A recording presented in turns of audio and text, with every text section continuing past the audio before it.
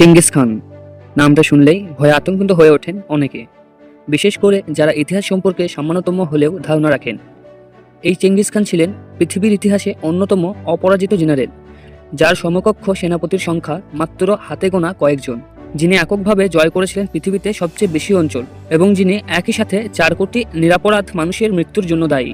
হত্যা, ধ্বংস, ক্ষমতা, চাতুর্য এবং রণকুশলতার এক অভূতপূর্ব মিশেলে গড়া চেঙ্গিস খানের জীবন কাহিনী শুনলে মনে হবে যেন জীবন্ত কোনো সিনেমার গল্প।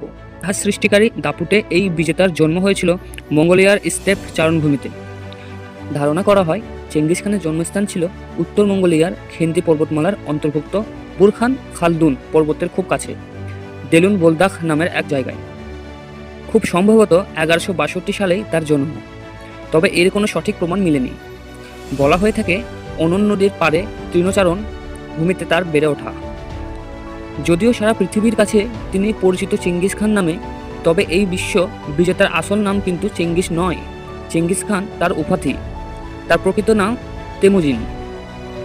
অনেক যুদ্ধ ও রক্তপাতের পর 1206 সালে তেমুজিন যখন সমগ্র মঙ্গোলিয়ান স্টেপের একক অধিপতি হিসেবে আবির্ভূত হন, তখন তাকে চেঙ্গিস খান উপাধি দেওয়া হয়। চেঙ্গিস খানের ছেলেবেলা ছিল ঘটনাবহুল।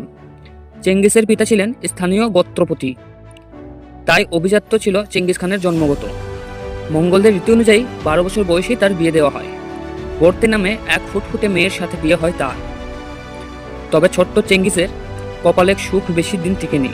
সে সময়ে ইউরেশিয়ান স্টেপ অঞ্চলে এখনকার দিনের আধুনিক জাতি রাষ্ট্রের মতো একক কোনো জাতি বসবাস করত না, বরং লক্ষ লক্ষ বর্গমাইল জুড়ে বিস্তৃত এই তৃণচারণ ভূমি বিভক্ত ছিল বিভিন্ন গোত্রে, দলে ও উপদলের মাঝে। না ছিল তাদের সরকার কিংবা আইন কানুন।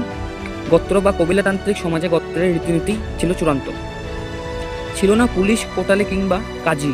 ইউরেশিয়ান স্টেপ অঞ্চলে বিভিন্ন তাতার, টার্কিক এবং মঙ্গল গোত্র বসবাস করত। চেঙ্গিসের জন্মের সময় স্টেপ ভূমিতে ছিল তাতারদের বড্ড আধিপত্য। চেঙ্গিসের পিতা ছিলেন তাতারদের গড় শক্র।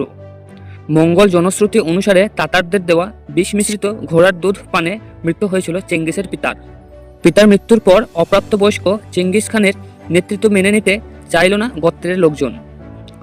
তাই একে একে গোত্রের সব মানুষ তাদের পরিবারকে রেখে চলে যেতে শুরু করে। এই সময়টা ছিল চেঙ্গিস খানের জীবনে সবচেয়ে কঠিন সময়। বালক চেঙ্গিস পরবর্তী জীবনের বিপদসংকুল পথ চলার জন্য প্রস্তুত হচ্ছিলেন সে সময় থেকেই।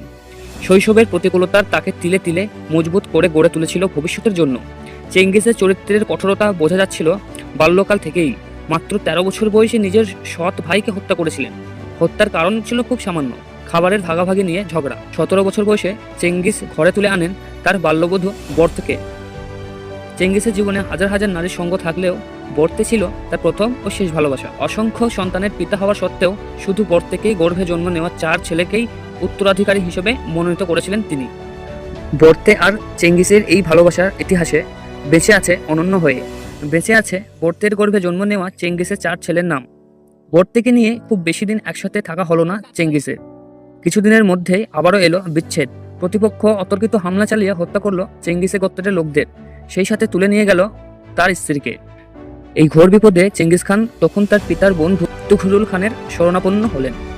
তুঘলুল খান ছিলেন এক শক্তিশালী গোত্র প্রধান এবং চেঙ্গিসের পিতার রক্তের ভাই। সেখানে মঙ্গলরা ছোটবেলায় ব্লাড ব্রাদার বা রক্তের ভাই সম্পর্কে আবদ্ধ হতেন হাত কেটে রক্ত বিনিময় করে। ব্লাড ব্রাদাররা আজীবন একে অপরের প্রতি বিশ্বস্ত থাকার প্রতিশ্রুতিবদ্ধ হতেন। এছাড়াও বর্তেকে উদ্ধার করতে চেঙ্গিস খান সাহায্য চাইলেন তার নিজের ভাই জমুখার কাছে। অবশেষে উদ্ধার করা হলো বর্তেকে। ফিরিয়ে আনার কিছুদিন পরেই বর্তের গর্ভে জন্ম নিল চেঙ্গিসের বড় ছেলে জোচি। কিন্তু শক্র শিবির থেকে বর্তের মুক্ত হওয়ার মাত্র 9 মাস পরে জন্ম হওয়া জোচির পিতার পরিচয় নিয়ে কানাঘুষা শুরু হয়। তবে চেঙ্গিস আজীবন জোচিকে নিজের সন্তান হিসেবে পরিচয় দিয়েছে। আস্তে আস্তে জমুখা ও তুঘলুলের সহযোগিতায় শক্তিশালী হয়ে উঠেছিলেন চেঙ্গিস। তবে উচ্চবিলাসিতার চেঙ্গিস প্রস্তুত হচ্ছিলেন আরও বড় কোনো সাম্রাজ্যের মালিক হওয়ার জন্য। তিনি সেনাবাহিনীর উচ্চ পদের জন্য বংশ পরিচয়ের চেয়ে যোগ্যতাকে প্রাধান্য দিতেন, যেটা ছিল মঙ্গল রীতি বিরুদ্ধ এবং তার রক্তের ভাই জমুখার কাছে খুবই অপছন্দনীয়। এছাড়া দুজনেরই চূড়ান্ত লক্ষ্য ছিল একাধিপত্য কায়েম করা। তাই দুজনের মধ্যে সংঘাত অনিবার্য হয়ে দাঁড়ালো।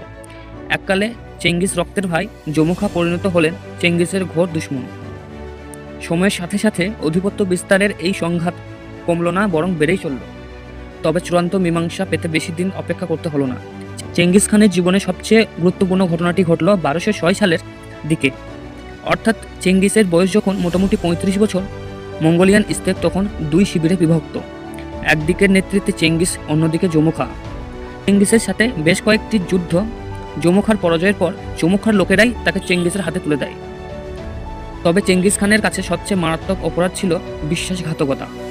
জমুখার যে জেনারেলরা চেঙ্গিসের কাছে পুরস্কৃত হওয়ার আশায় নেতাকে তুলে দিয়েছিলেন শক্রুর কাছে, তাদের বিশ্বাসঘাতকতার পরিণতি হয়েছিল খুবই ভয়ঙ্কর। চেঙ্গিস তাদের সবাইকে বিশ্বাসঘাতকতার অপরাধে ফুটন্ত জলে সেদ্ধ করে হত্যার নির্দেশ দিয়েছিল। জমুখাকে তার নিজের ইচ্ছা অনুসারে মঙ্গল রীতি অনুসারে পিঠ ভেঙে হত্যা করা হয়েছিল। যদিও চেঙ্গিস জমুখাকে হত্যা করতে চাননি বলে বেশ কিছু সূত্রে উঠে এসেছে, কিন্তু জমুখা নিজেই পরাজয়ের গ্লানি নিয়ে বেঁচে থাকতে চাননি।